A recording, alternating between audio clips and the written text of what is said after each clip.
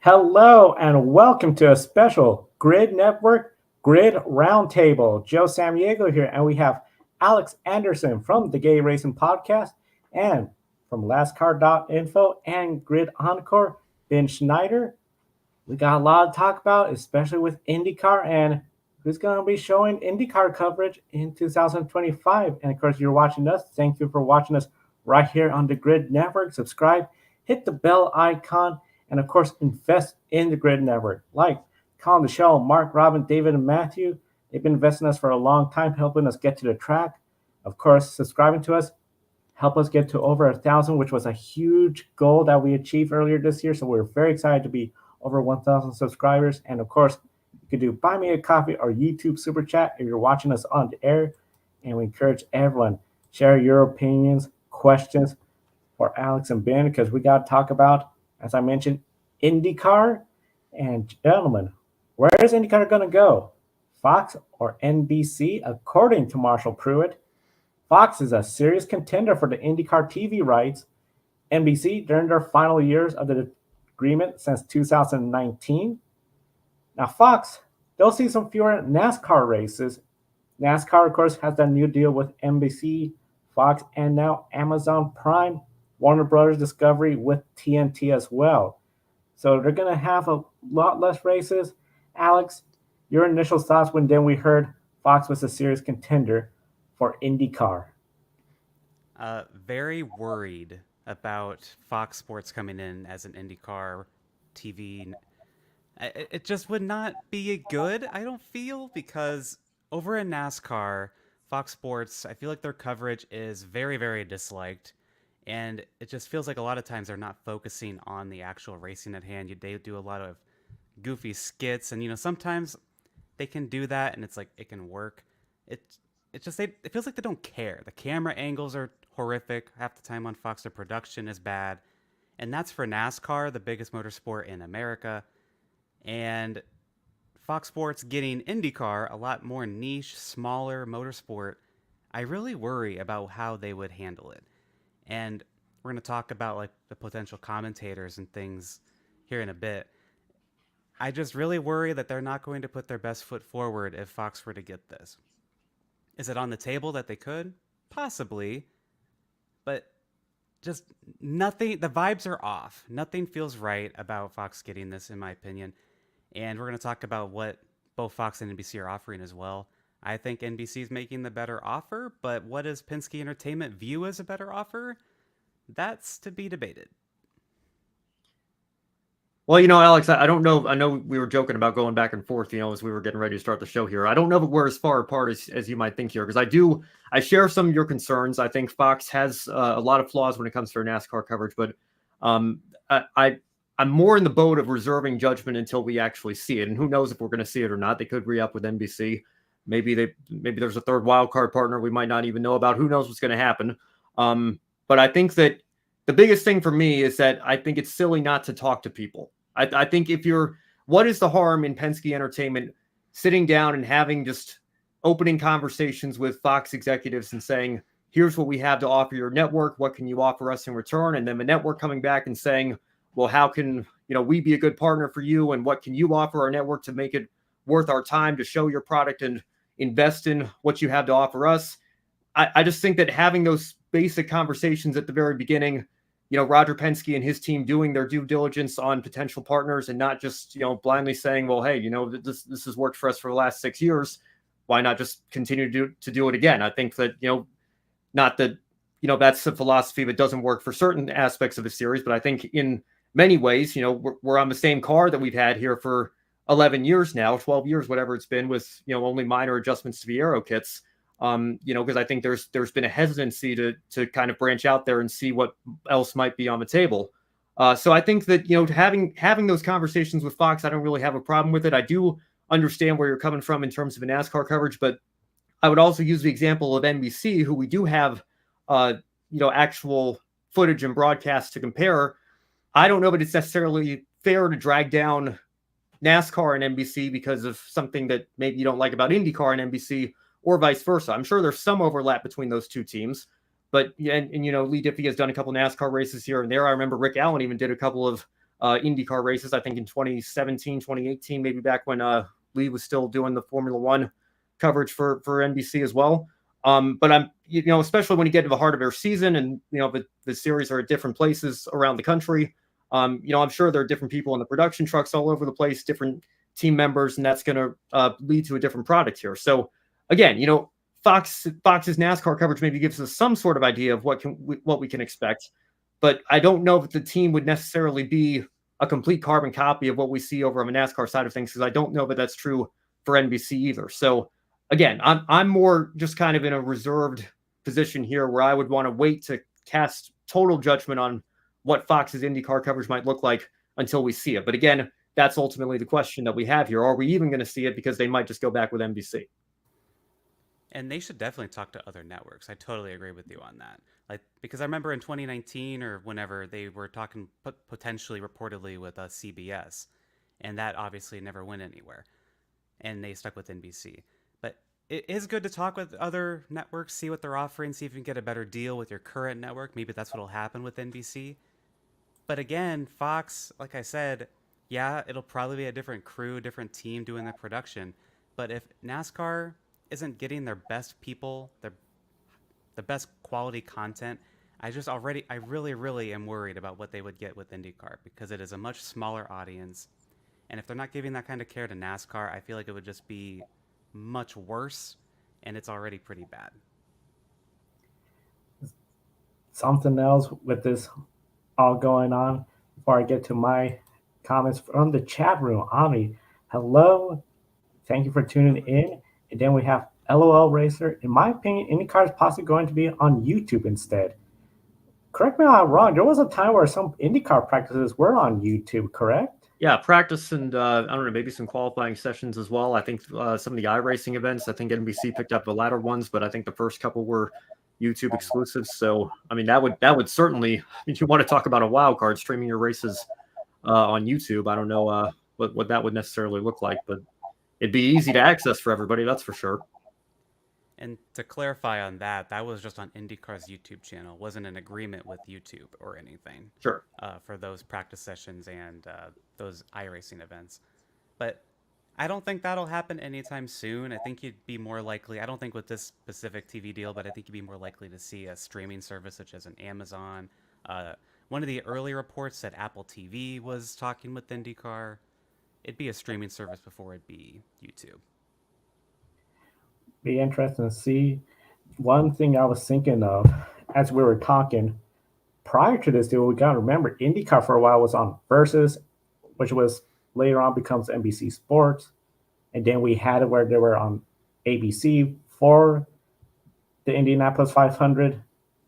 Do you think we could see something where it's going to be almost a mix? Or do you think the way it's looking right now is going to be solely Fox or solely NBC and just continue this trend? Because overall, I think it's looking like it's going to be solely one of these providers. It's not going to be a combination.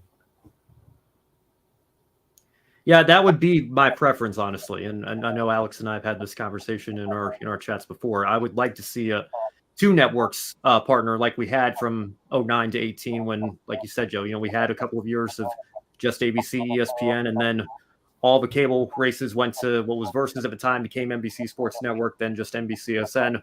And ESPN kept all the network races, including obviously the Indy 500, which was on ABC, which would have been for many, many years before that. So I think, and you see, if you want to go back to the NASCAR part of the discussion as well, I think you see it in the truck series in particular, because I do think that as flawed as the Fox Cup and Xfinity broadcasts can be, and as many issues as I think fans have with those, I still think they're leagues ahead of where the FS1 truck broadcasts are, particularly when you get into the second half of the year and NBC takes over on the Cup and Xfinity side of things. And I think part of the reason for that is FS1 has an exclusivity deal with the truck series. They've had it for many years before then, back when they were Speed Channel and then became Fox Sports 1 and FS1 after that.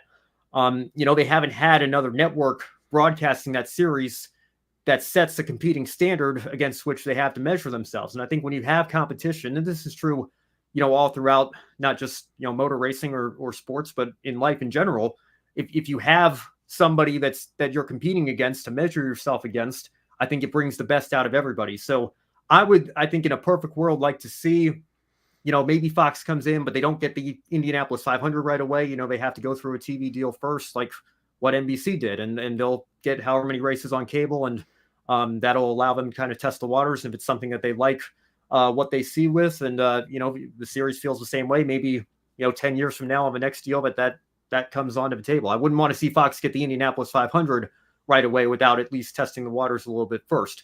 But to your question, Joe, I think probably with where the series is right now, I would think Penske's probably looking for an exclusive partner to take all 17, 18 races, whatever it's going to be.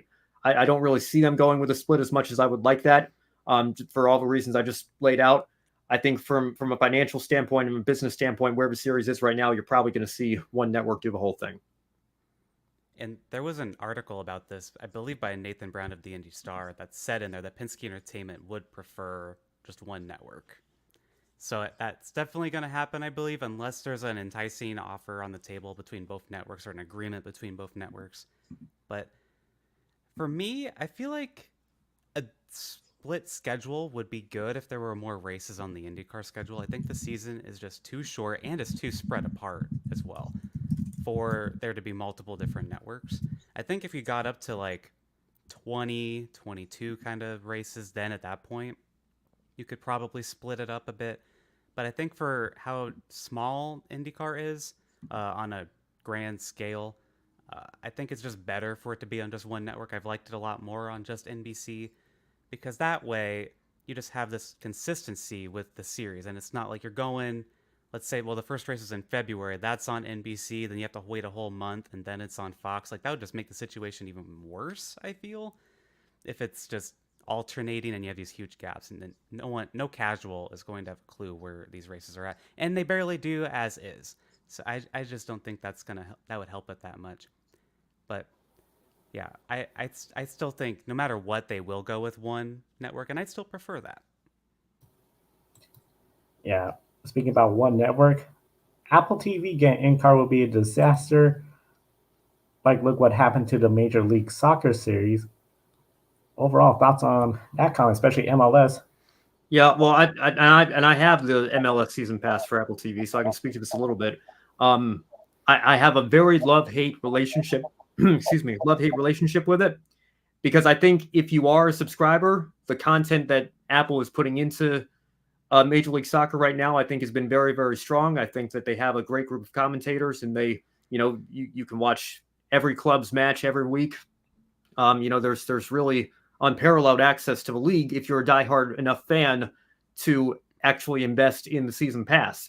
The problem with MLS is it's like IndyCar. It's a very niche market, and for a league that's trying to expand their fan base here and draw in more fans and more attention, and guys like Lionel Messi coming over to Inter Miami have certainly helped that, I think. But I feel like putting it behind a paywall is very restrictive of the access to some of those casuals that you're trying to bring in. And then ideally they like what they see and they come back wanting more. If you put IndyCar behind an Apple TV paywall, again, the coverage could be Emmy award-winning caliber, top notch, which would be great for the diehard fans.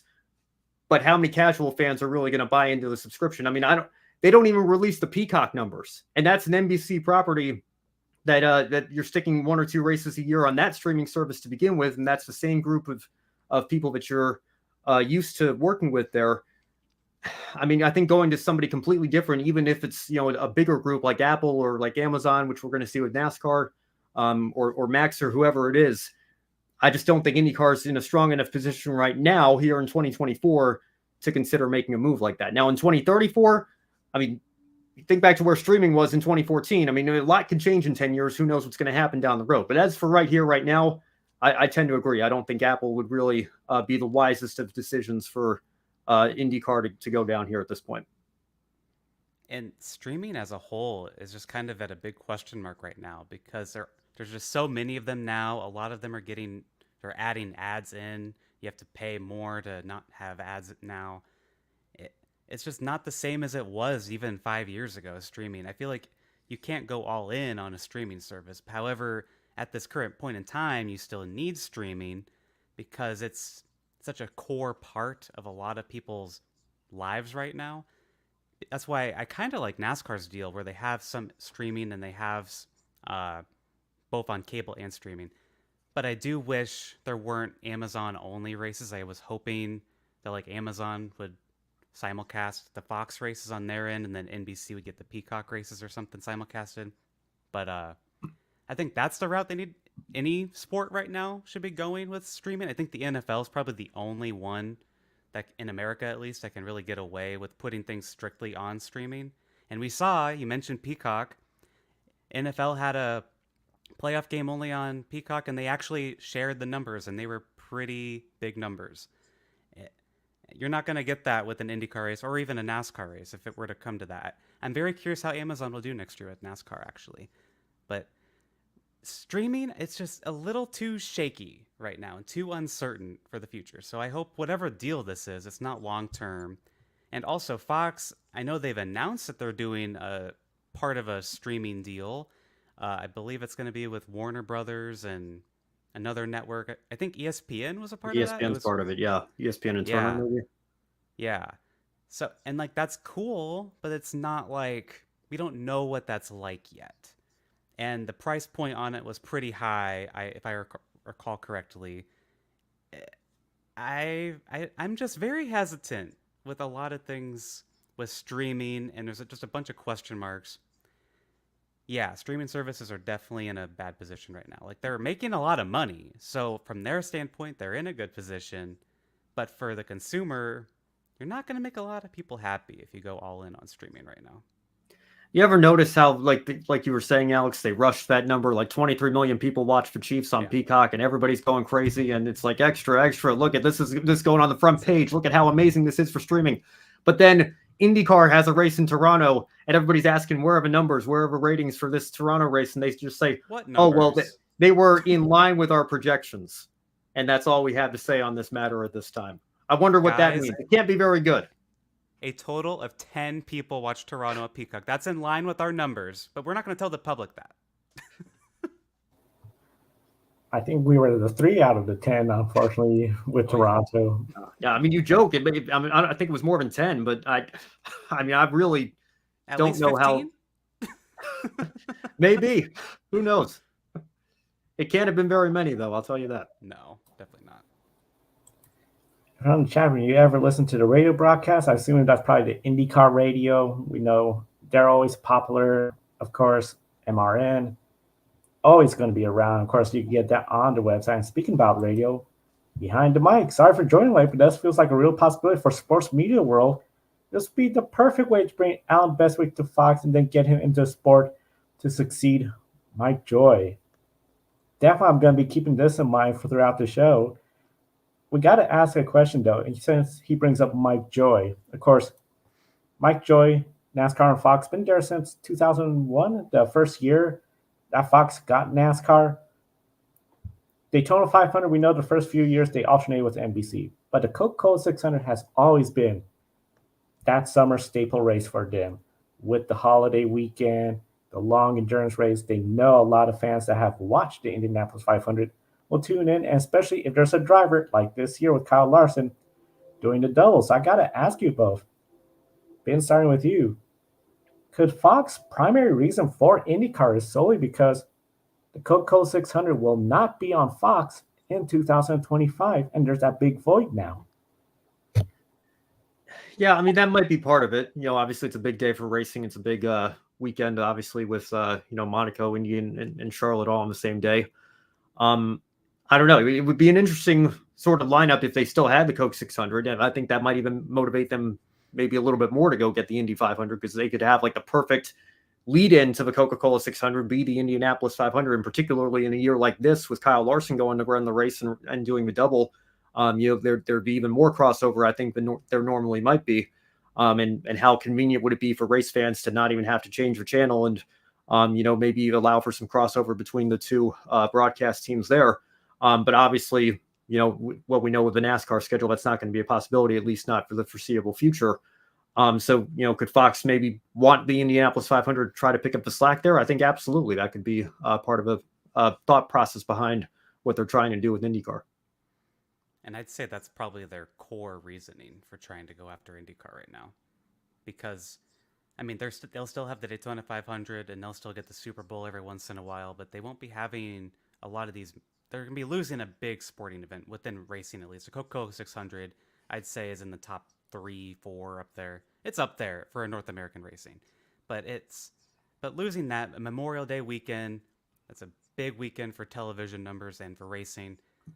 I can totally understand and see why they would be going for it, but again, like, I think the only way it'd be beneficial to IndyCar, like, yeah, this is very beneficial to Fox if they get it. It's only, how is it beneficial to IndyCar? Because Fox will not have the Fox will not have the Coke 600 next year, reportedly by The Athletic and many, many others at this point. It'll be on Amazon. So what is IndyCar going to gain out of this besides the money that Fox is offering? That's my big question about that. That's a big one. Speak about Amazon on Twitch, something a lot of folks are curious about. And then they've done well with Thursday Night Football. But as you mentioned, they always seem to be bringing up their numbers where with Peacock, IndyCar, well, they were aligned like we expected. So always something very interesting.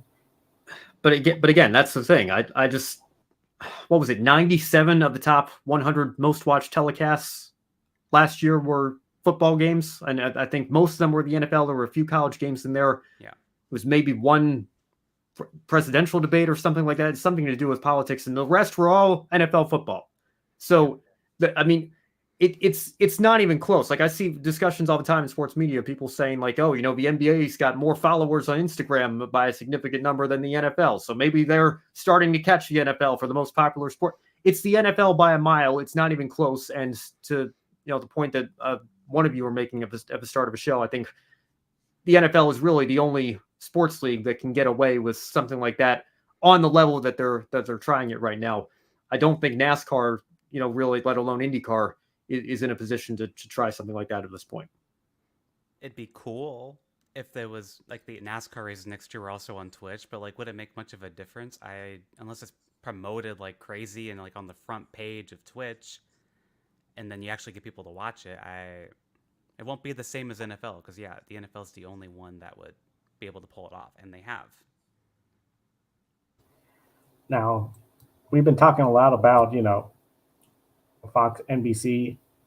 Thoughts on the proposals? Because right now, where it is, Fox, you're going to offer more money, but you're going to have more races on FS1, FS2, cable channels. NBC, they're offering more races on NBC, the network itself, not on cable. I got to ask you, should this be something where you have any thoughts on which proposal you think might be the most beneficial? More money, but less broadcast television, or same amount of money, but you got more? I have alluded to my opinion on this. I just said it a few minutes ago that Fox, they're offering more money, but then you're going to have more races on FS1, FS2. Of course, in NASCAR, we have races on FS1. Then FS2, that's like if it's like rain delayed or something is overlapping, like a basketball game's running long or a soccer game's running long, then it shifts over to FS2. Not nearly as many people at Fox Sports 2 or even know that it exists. And yeah, you could say FS2 is probably better than a streaming service, but I feel like the name recognition is a bigger factor here, because Peacock, I feel like more people know what Peacock is than what FS2 is. Maybe I'm wrong, but that'd be my assumption.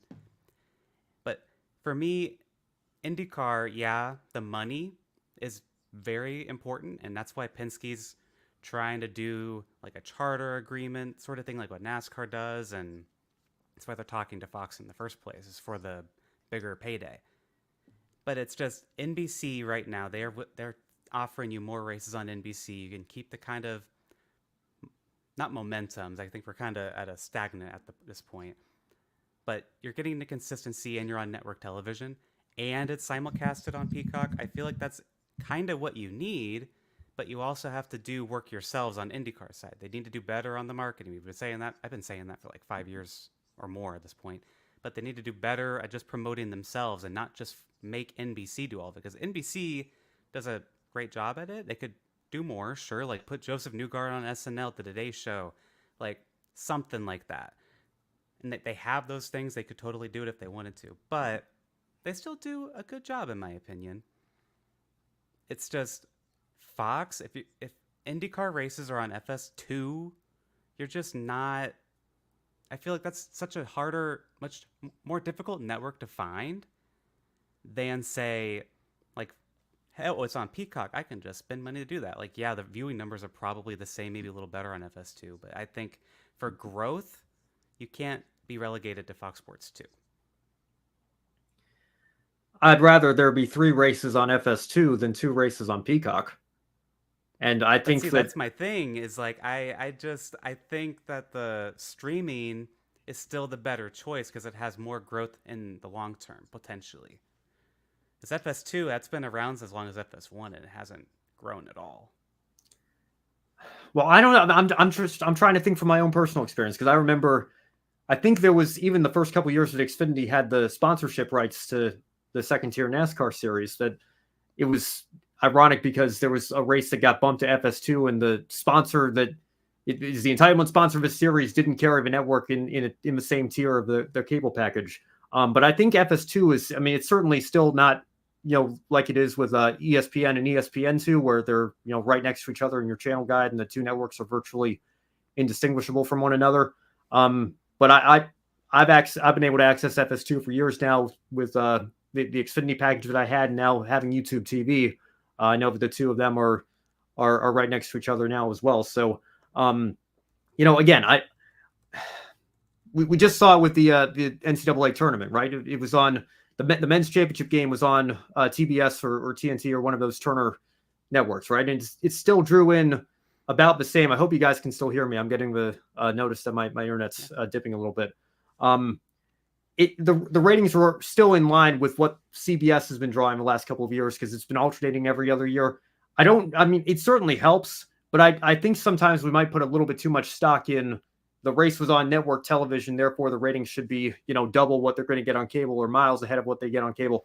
I think it's a slight bump, but I don't know that it would be a catastrophic bump if, say, only 6 races were on network as opposed to 8. I don't know that that's necessarily going to be like those 2 races are going to make a massive difference.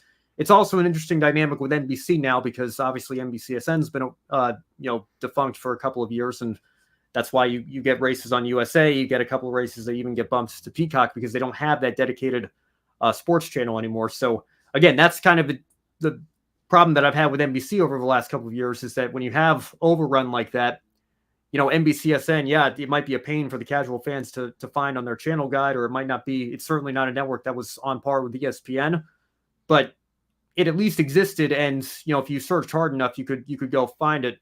And it made sense for programming like that to be bumped to a channel like that.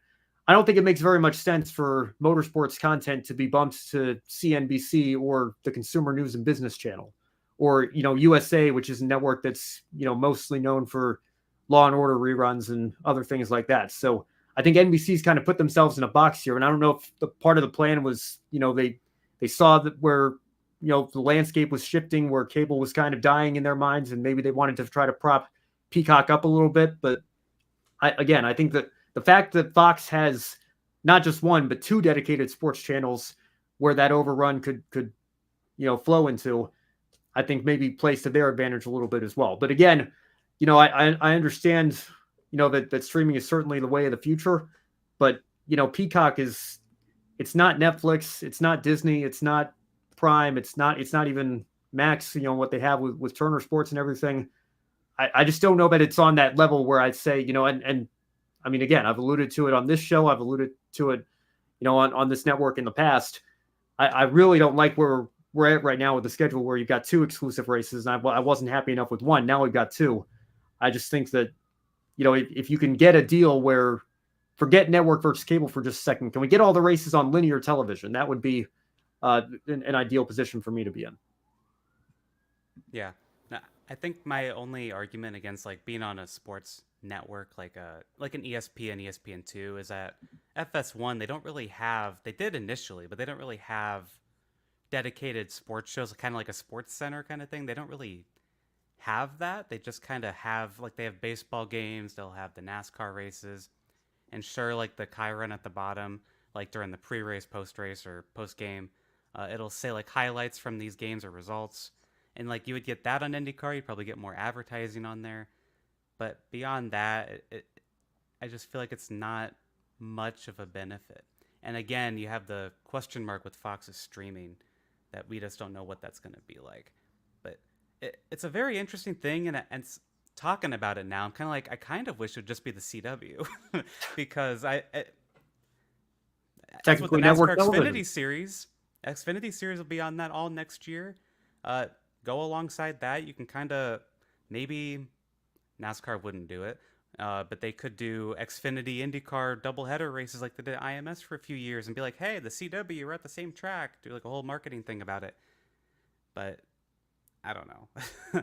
I kind of wish that's kind of what we were discussing instead, because it'd be over, like you said, it'd be anyone could access the CW. The streaming thing's a little questionable, but they have an app and it's free.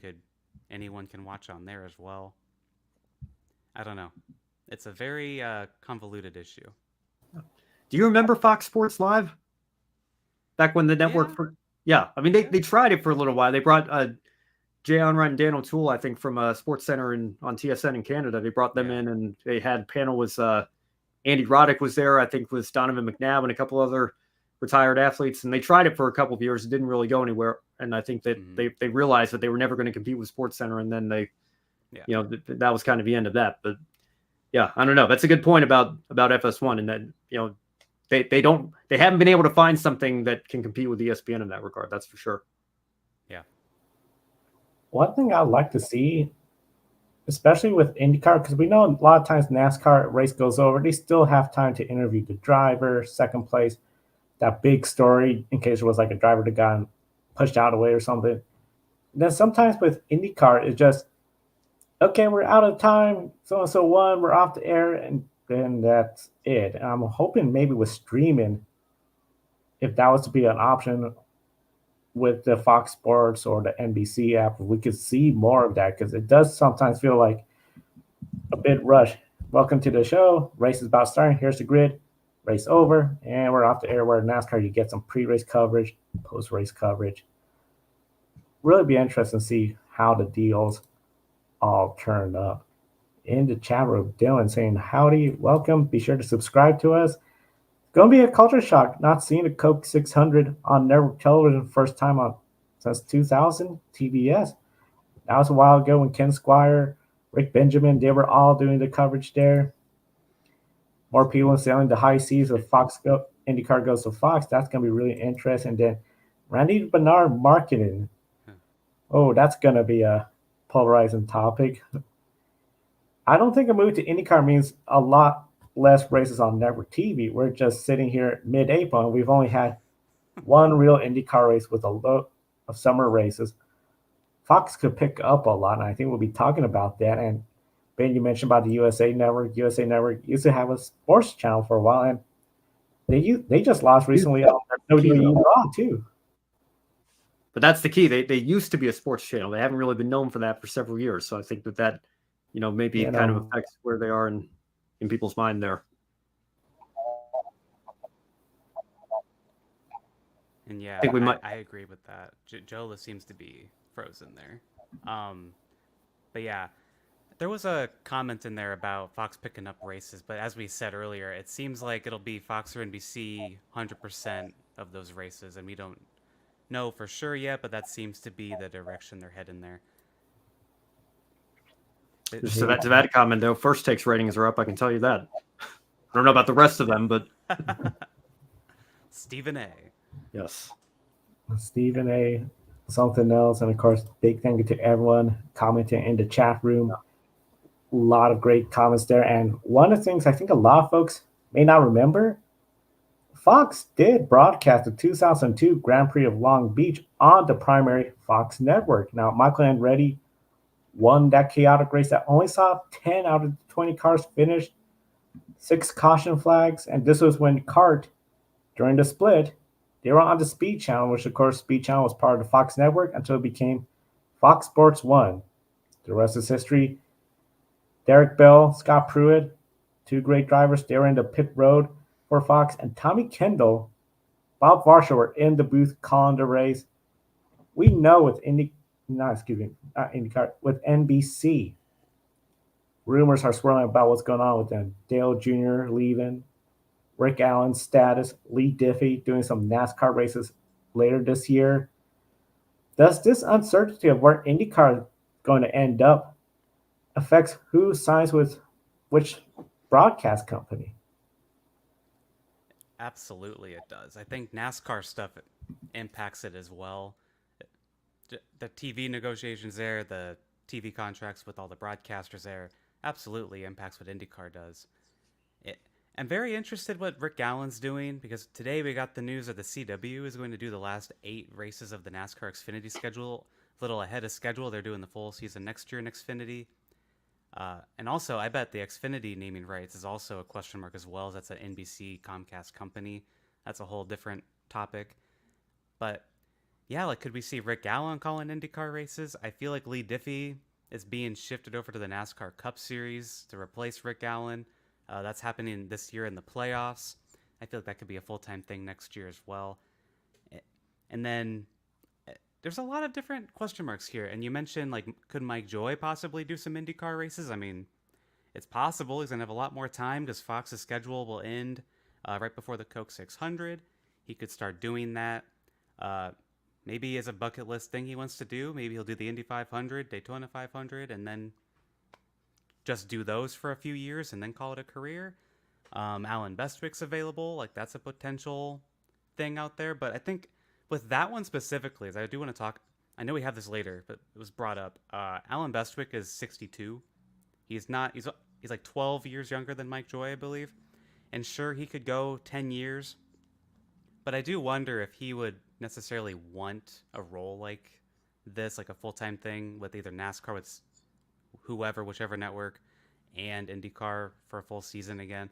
I feel like he might be content doing what he does at IMS. He does the IMS PA. He calls the Indy 500 every year at the track. He did SRX for a couple years, and that was a shorter 6-week thing. I just wonder if he would even be interested, but we don't know. But there's a lot of uncertainty with the broadcasters, commentators, and I don't know, Ben. What do you think? I'm curious what you kind of think with everything going on. Yeah, UConn women's basketball too.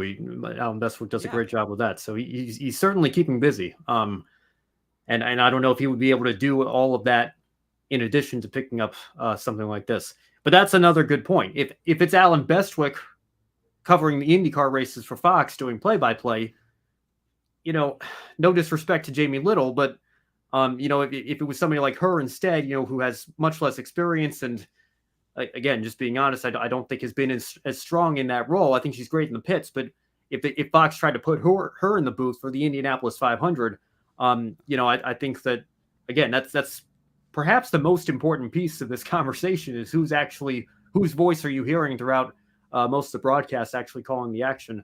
I'd be much more confident if it was somebody that we know what we're getting was Alan Bestwick, who is, almost universally loved and praised by race fans all across the country, as opposed to somebody who's lesser experienced or a bit of a wild card or an unknown. I think that could certainly affect, people's thoughts on who's broadcasting these races here. So I think it's definitely an important part of the conversation. But again, I think a lot of times people might forget, just how long Alan Bestwick has been around, and that he is in his early 60s as well. It's not going to be a situation where you sign him and you've got him for the next 15 to 20 years, right? I think that this would be probably a short-term deal, for the first run of these new rights or whatever, and then we'd be having these exact same conversations again. Whereas maybe if you get somebody a little bit younger, you might have that possibility where, again, how long has Mike Joy been with NASCAR on Fox, for example, right? And how many contracts has he been through? So I don't know. It's like you said, it's a very uncertain time because, we're just talking about networks right now. We don't know who exactly would fit into each piece of that puzzle there. But I think it is certainly an important part of the conversation. Once we have our network down, who would be the talent that you would put, not just in the booth, obviously, but also in the pits or, in the pre-race kind of studio based format as well. I think there's a lot of talent out there to pick from. It's just about putting the right people in the right places. Yeah, and I want to say I strongly agree with you on Jamie Little. Like, I love her as a pit road reporter, but it has not been working out in the Truck Series booth. It I feel like Vince Welch was better than her, and he wasn't great at that either. But it's not her fault either. Like, that's just not her specialty. That's not what she is, the best at doing.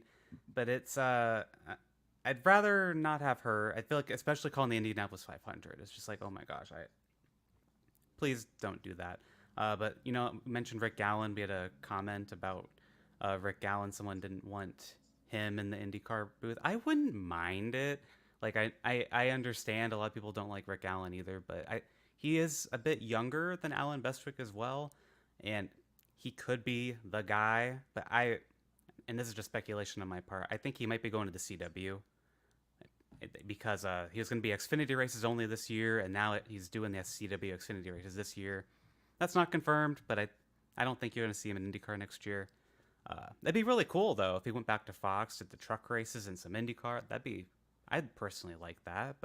And then he could, replace Mike Joy eventually. But I don't think that's what we're gonna see there. Another person I would mention for being lead commentator, and I'm curious what you would think of this, Ben, would be Kevin Lee, because he's more. Sure, I believe he's just a freelance for IMS and IndyCar Productions. He's not really with NBC or anything. He's just kind of always there on pit road. And he's commentated a few races, and I wouldn't mind it. I feel like there are better choices, but he's definitely one of the people up. And yeah, as this comment here says, move one of the radio people over. I don't know the radio personalities necessarily, but like there could be a good option there too. I think Jay Query was in the NBCSN booth a couple of times for the Freedom 100, which obviously saved the Freedom 100, right? That's not around anymore, but that was another instance, I think, where they did something like that. But yeah, Kevin Lee, I think did some ARCA races for Fox back in the day. So I think he is kind of more of a freelancer, and I think he does a solid job. I wouldn't mind seeing him in there. Matthew and I have had this conversation plenty of times off the air. I think, I certainly know where he stands. I've never met Rick Allen. I'm sure he's a nice guy. Would love to sit down, have lunch with him, talk some racing, but I've never been a huge fan of his style either.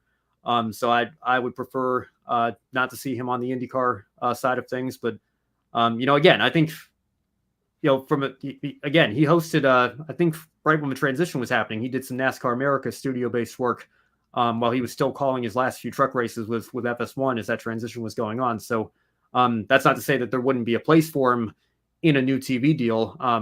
Just never really been the biggest fan of his in the booth. But, again, that's just my opinion. I certainly understand that he brings some excitement. He's got a booming voice. And I think when he's on his game, I'll still go on about this. I think 2016 Homestead is by a mile his best call in his NBC career. So I think he's certainly capable of bringing out good calls when he's on his game. But, I'd be curious what you think about this, Alex, being a Team Penske guy. The Harvick-Blaney back and forth last year, I don't know. There's certain calls of his that I think, could probably be a little bit better. Yeah.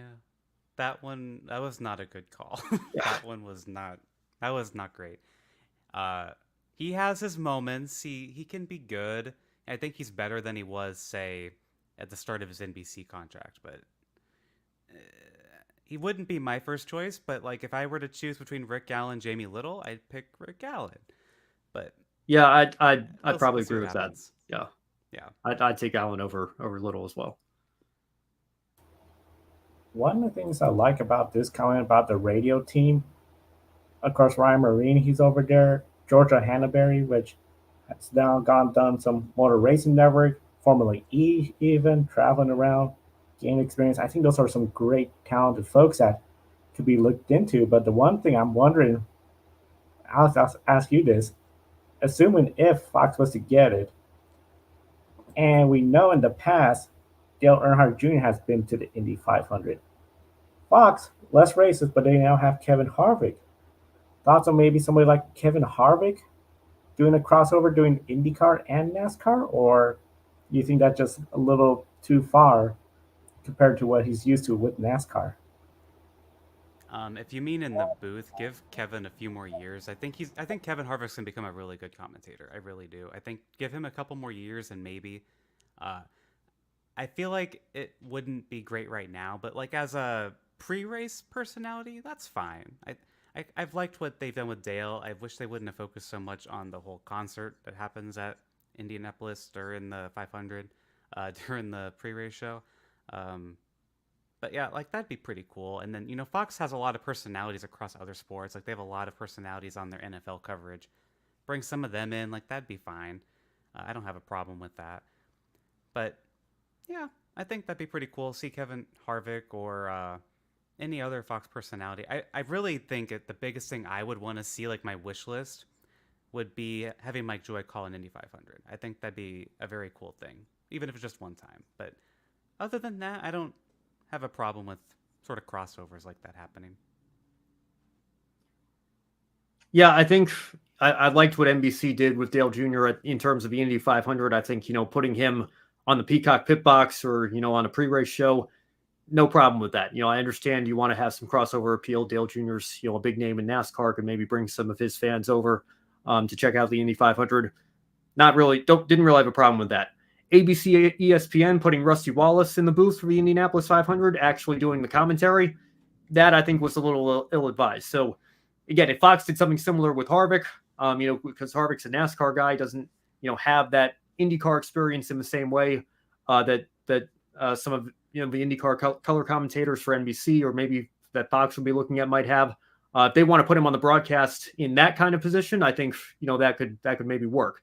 But I wouldn't put him in the booth doing color, at least not right now, like you were saying, Alex. Give him a few more years just to figure out the NASCAR side of things, which I think he's figuring out very quickly and doing a very good job with. And then, maybe down the line, you could maybe see something like that with him at the Indy 500. I don't know. But I think there are plenty of talented IndyCar drivers who have stepped out of the car looking for, something to do in that post-driving career transition that would maybe fill that role potentially as well.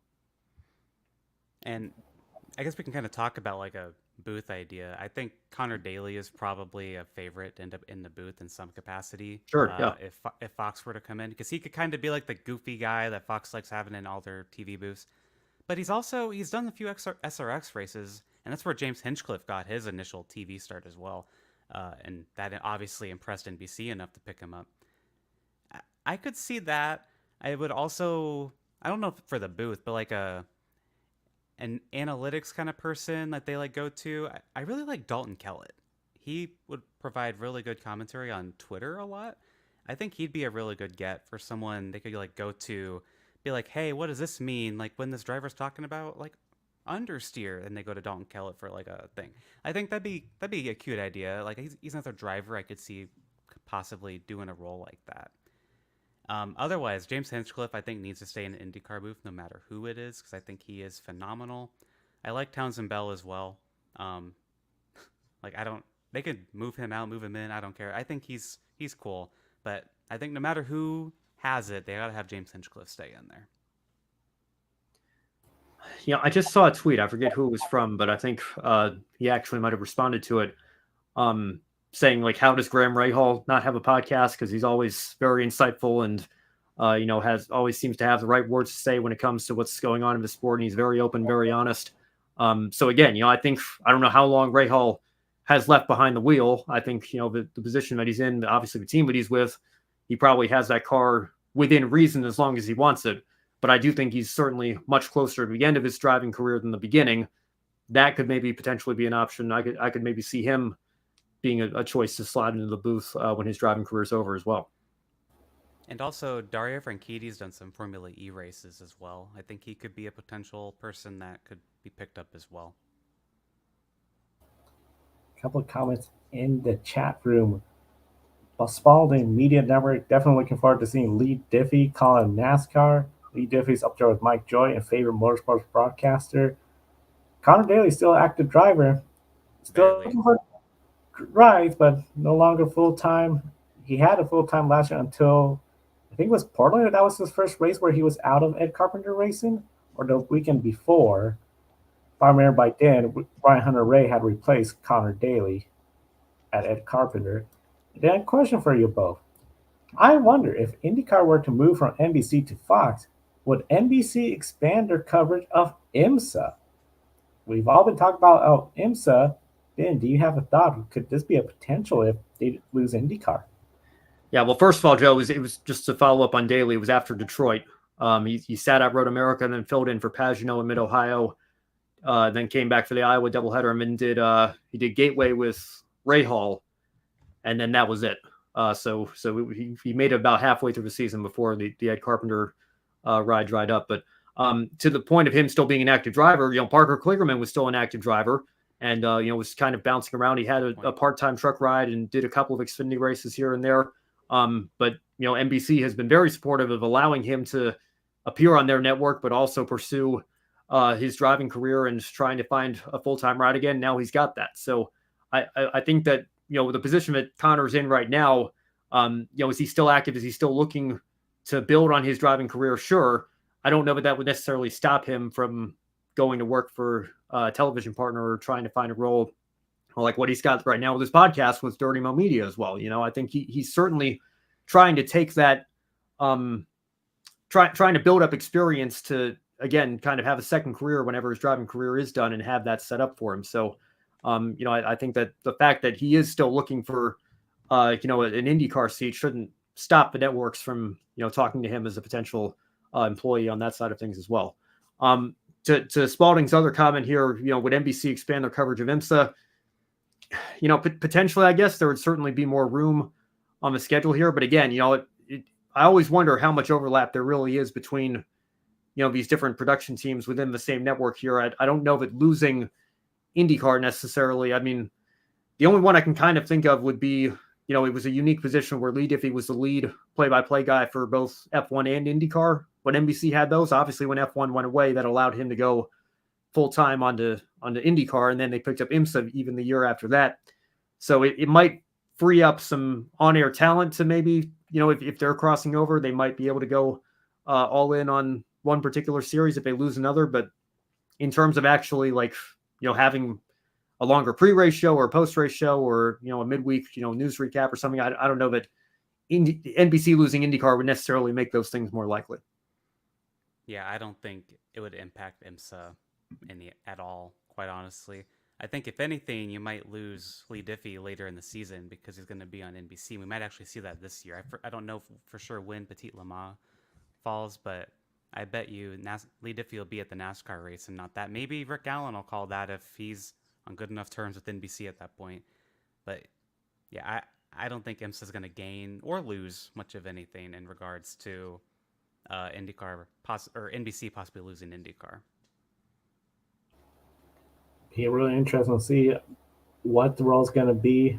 Of course, one of the big things I got to say, the role of a broadcasting partner, that has changed over the years from essentially the month-long coverage of ESPN, ABC back then, covering all the practice sessions, qualifying for the Indianapolis 500. Now that's condensed for the TV audience, essentially over a weekend with qualifying, bump day. Broadcasting channels more active in suggesting what's on TV, how, when. I mean, we all know Fox has a record of doing that. From they want to see a dirt race, the race should be on Easter, all these other stuff, less Saturday night races.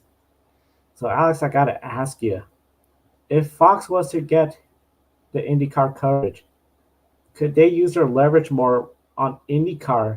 And could we see a noticeable difference? Because we've talked about time and time on the Grid Network shows. It seems like IndyCars is sort of going backwards and not exactly getting new fans. Could Fox use that leverage? And could we see a difference? I mean, if Fox says, hey, you need to have 20 races, then yeah, sure, sign Fox. Then I'll be in. Because they need more races. They need to fill that gap early in the schedule. I don't think much is going to change in terms of where they race and everything. Like, maybe if this NASCAR Easter race goes away, potentially, maybe we'll have an IndyCar race on Easter. Because, I mean, that would fill the gap a little bit, I guess. But I feel like if you do get Fox, you're not going to see much of a difference. I don't think you're going to get more night races. I mean, we're lucky to have Gateway as a night race this year. I don't think much will really change, quite honestly, besides maybe an Easter race, I suppose. Yeah, I'd love to be in a world where the racing series could say, these are our races. This is when we're going to be having them take place. And if you want to sign up to broadcast them, you can feel free to do that. But we're not going to let you influence them. Of course, we all know that television has a bigger influence than I think a lot of us would like to admit. So if Fox could use some of that leverage to, like Alex said, I think 20 races would be kind of the perfect schedule there. Five speedway races, mile and a half or longer, 5 shorter ovals, like your Milwaukee's or maybe your Richmonds. Go back to those. And then 5 road courses, 5 street courses, I think would be. I think David Land even said that in one of his videos, that would kind of be the ideal dream schedule for an IndyCar fan.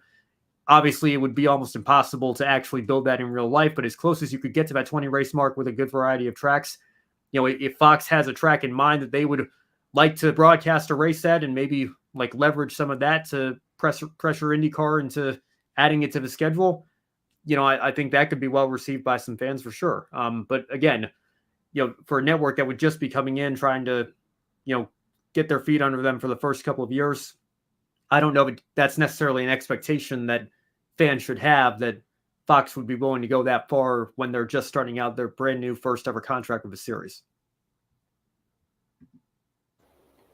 One of the big things, we know this health of IndyCar, a lot of people have been concerned about that this year, especially with everything going on from the Thermal Club, questioning management about that from Penske Entertainment, the long gap in the season. I got to ask, with this new deal, regardless, Fox, NBC, how important is this for the long-term health of IndyCar and Penske Entertainment? Ben, would you like to give that answer first for that question? It's very important.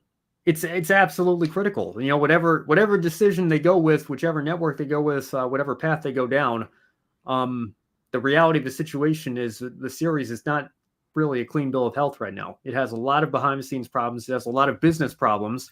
And it has a lot of people within the industry, very unhappy with certain decisions that have been made. And it has fans wondering if it gets bad enough, or if it continues to go down that path, could we potentially see, what would we be on version 3.0 of the split? We had USAC versus CART. We had CART versus IRL.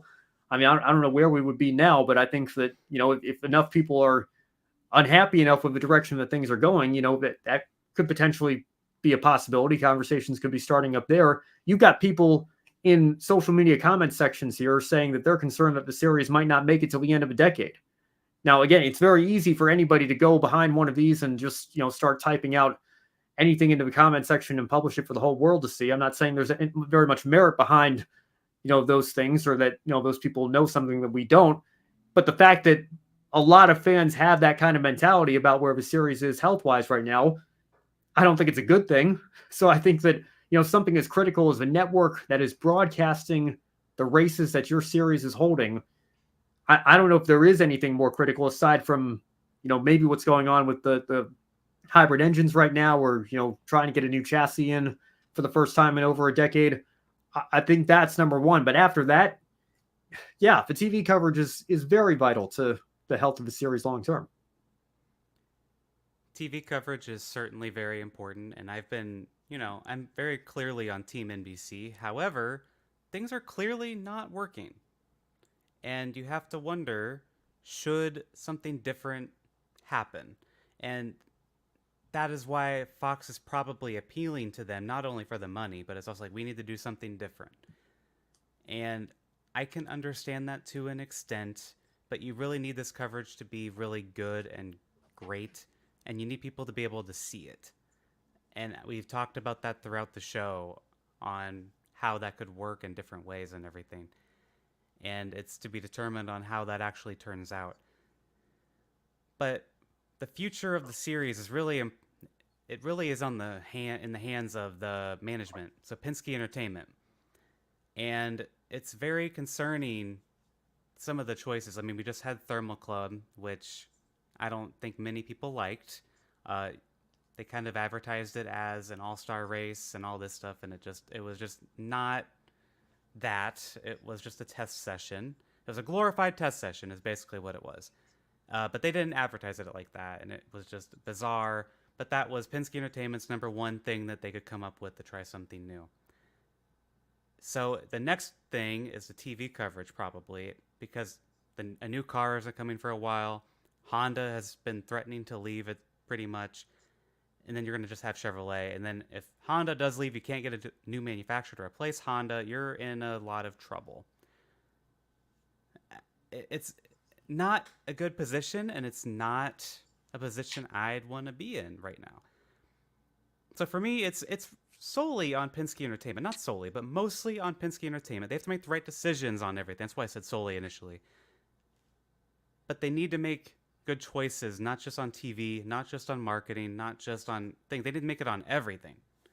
And right now, we're barely seeing that on anything, which is very frustrating. So we'll see what happens, but it's hard to not be pessimistic about the future of IndyCar, and this TV deal is going to be the next big thing. Like, hey, I actually feel optimistic about this, or oh, that's really, really bad. So they need to make the right choice here, but whatever they end up deciding to do, we're not going to know what that's like until things get really going next year. A couple of comments in the chat room. What if IndyCar got the spring Richmond race? And Richmond? see, that's another thing. They need to be able to work with NASCAR.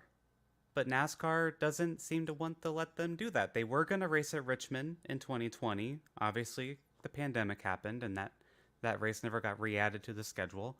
Like, that would be great. You also have Homestead, Miami. That's another NASCAR-owned track. They can't race there. They've done some testing there on the Homestead road course, which I find interesting. It's an SMI's track, but they couldn't get Texas because of scheduling conflicts with NASCAR. They need a better relationship with NASCAR. And I don't think the whole Long Beach negotiation helped that by any means. That probably worsened things, and then they ended the IMS doubleheader, that probably ended on a sour note as well. See, like, I love the idea of a spring Richmond race where if they cut the Richmond race off NASCAR schedule and they give it to IndyCar, I'd love it. But will it happen? I doubt it.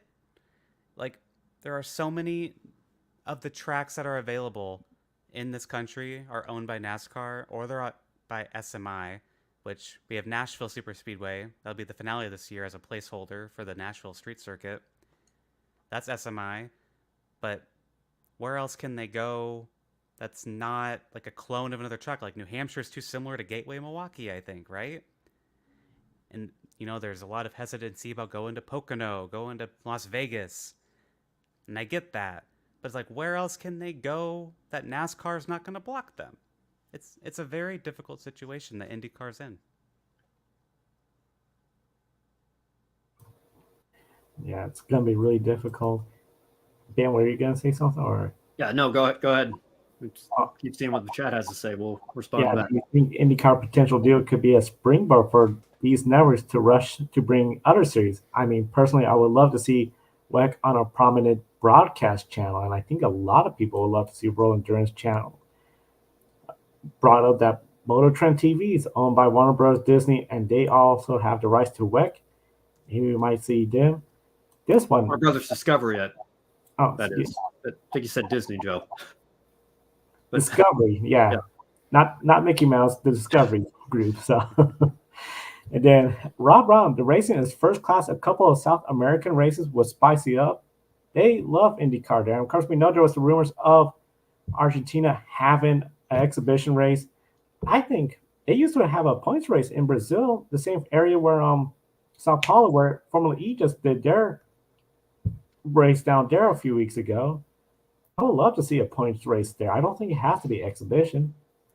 I'd love to see it too, but I'd like to see us figure out our problems in the United States first. Let's get things a little bit healthier and more settled here in the States. Let's maybe get the hybrid engines actually here and working. Let's make sure we, are nice to Honda and make sure that they want to stay around and convince them to refrain from pulling out of a series. And then once we have all that settled, maybe 27, 28, let's give Argentina a call. Let's give Brazil a call and see if we can make something happen. I would love that. But I think there are higher priorities right now than having a race anywhere internationally, really, aside from, I guess, maybe Canada or Mexico, cross-continental, I guess you could say. Let's try to figure out where the series is here in the States first before we go to Argentina. I I agree. And then a couple more. Spalding, LL Racing, talking about sports car racing, the home of sports car racing. Very interesting to see. And of course, Grid Endurance Performance Index, that's ongoing for all the sports car racing. I got to ask you all, when it comes to sports car racing, potentially more TV, now that Fox is probably going to have IndyCar and NBC is going to have a little bit more void, could we see some more sports car racing to go along with, hey, you like IMSA, you're also going to like this kind of racing as well? Maybe. I feel like you'd have to be very clear on the differences between IMSA and WEC, and I feel like that could be very confusing. People are going to think you're watching the same thing because people already think the Indianapolis 500 is a NASCAR race. Like they're very, very not racing fans. But if you turn that on, they're going to be like, oh, it's a sports car race. You know, it's all the same. So I feel like they'd have to be very specific and good at differentiating them.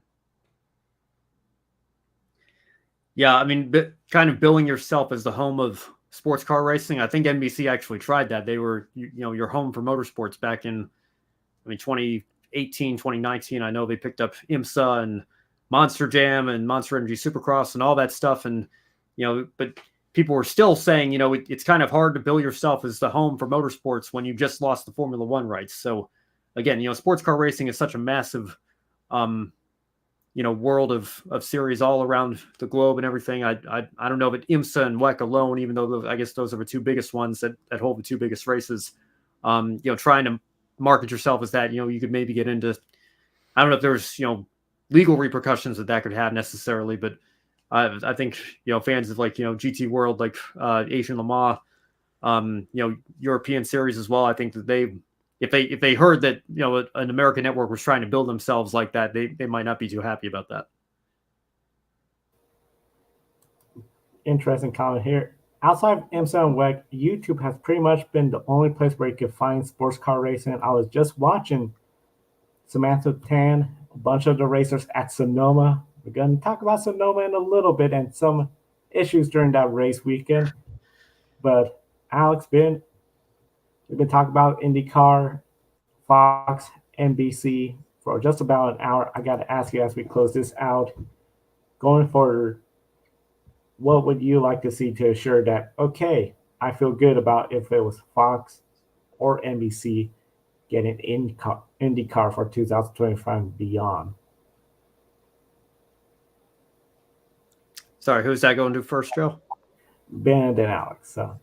Okay. I guess the biggest thing I would want to see is just I want to see a network of, especially if it's a new network coming in like Fox. I think you have to have some experienced on-air talent and people off the air as well in the production booth, that know what they're doing, that have experience in a field like this, and that are going to take the sport seriously. I think that's probably the biggest complaint that fans have with Fox, that maybe NBC has a slight edge over. NBC had the cutaway animations with Steve Letarte last year, but I think did a good job illustrating things.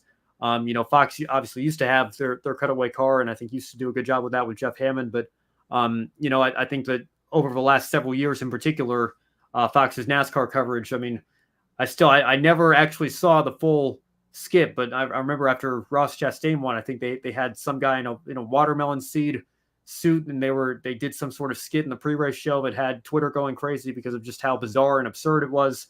I definitely don't think for a series like IndyCar, and certainly not at the Indianapolis 500, that's not something that you want to be doing.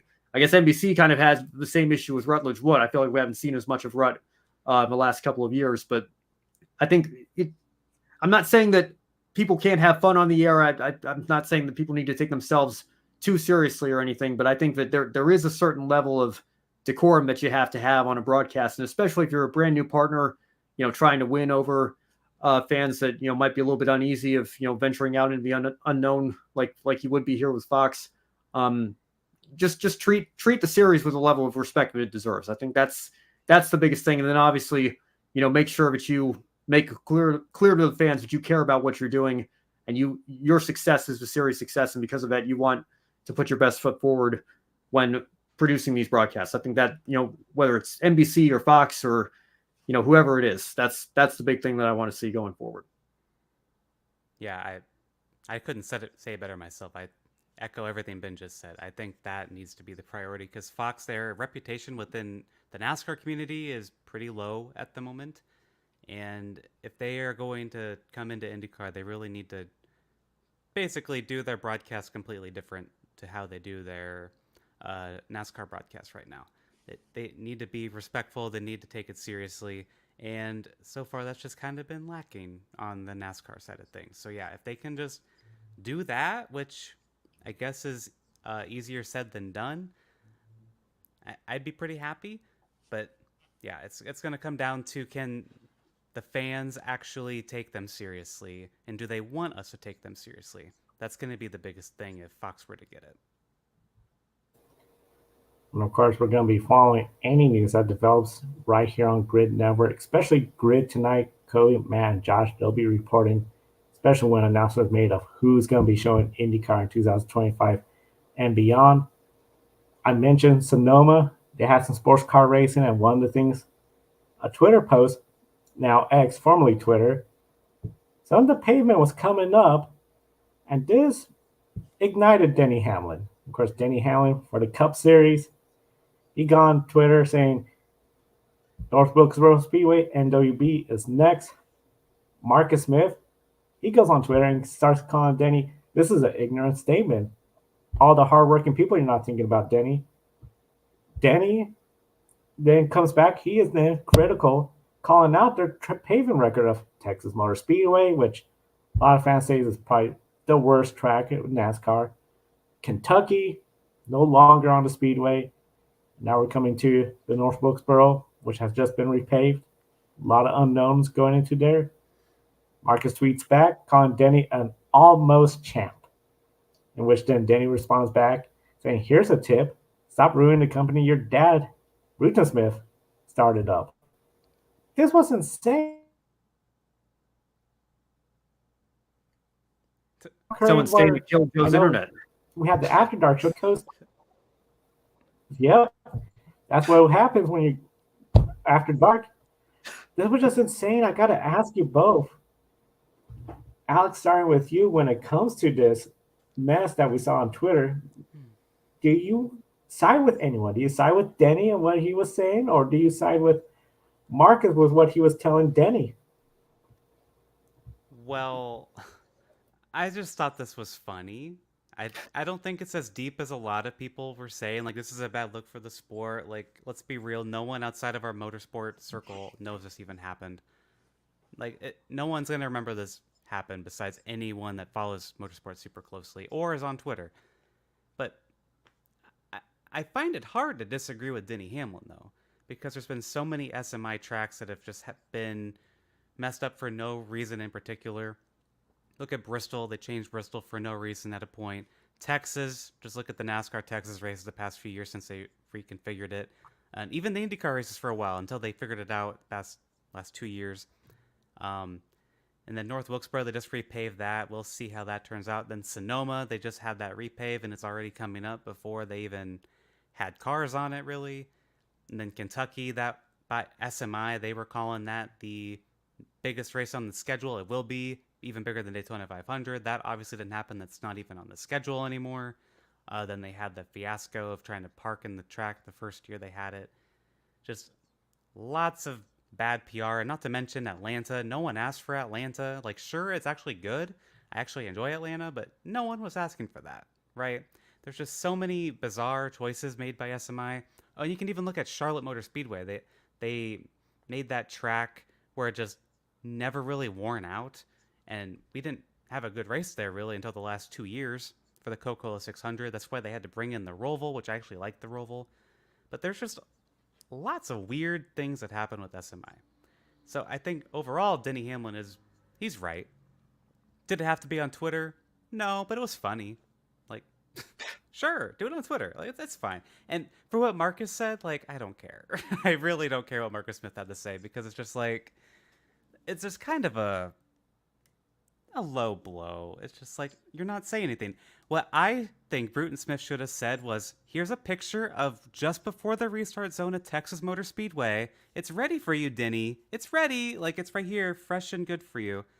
But didn't say. He just kept saying he's not a champion 3 times. Yeah, I get the sentiment that, it is funny, to wake up to and laugh at, but I don't know. Again, especially from Marcus Smith's vantage point here, I do think it did cross the line in terms of professionalism. It probably didn't need to be a conversation that was aired out on X/Twitter for the whole world to see. But I agree with you, Alex. I don't think Denny was wrong. I do think SMI has a very questionable history when it comes to repaves and reconfigurations. And, I think that there is something to be said about that. And obviously seeing these images from Sonoma fresh off of a repave is definitely concerning. But again, Marcus Smith's coming back at him and, what was it, 3 times? I think he called him an almost champion or said, best of luck winning your first championship or whatever. I don't know. But the whole thing seems, the longer it went on, the more unnecessary it seemed. And, again, it feels like it's already kind of a distant memory in some ways. I know we haven't had a chance to get on here for one of these roundtable shows since it happened, but again, was it super bad in the long term? Is it going to hurt the sport, from a standpoint of, fans being turned off because it's a terrible look and it could really actually visibly hurt things? I don't think it goes that far at all, but it's probably not something that we should be seeing every week, in terms of one of, not just any one of our drivers, but arguably the greatest driver in NASCAR history to never win a championship, who's won 50 plus races, who is probably going to win another half dozen races this year, might finally get that championship. He looks very, very strong to start the season, who is one of the more outspoken drivers on the grid or in the garage area. Going back and forth like this with an executive in the position that Marcus Smith is in, I didn't necessarily hate it, but I didn't love it either. We'll leave it at that. Yeah. And I will say one more thing. I think someone like Denny Hamlin being vocal like this is important. We don't really have that Absolutely. amongst active drivers. And does that need to be on Twitter? No. But it's still good that there is a driver who is vocal and willing to call out people within, whether it's for NASCAR or Marcus Smith, like whoever, because we haven't really had that since, say, Tony Stewart. Like, we just don't really have that. Kyle Busch, I feel like, isn't as vocal as he used to be. Dale Jr. never really was as vocal during his driving career. We need that. You need someone to be a voice of the drivers. And while Denny is a driver and a team owner, it's very important. And so for him to be saying this, of all people, I think does make it a bit more of a bigger story. But as you and I both said, Ben, it's only a big story within the racing world, the NASCAR world specifically.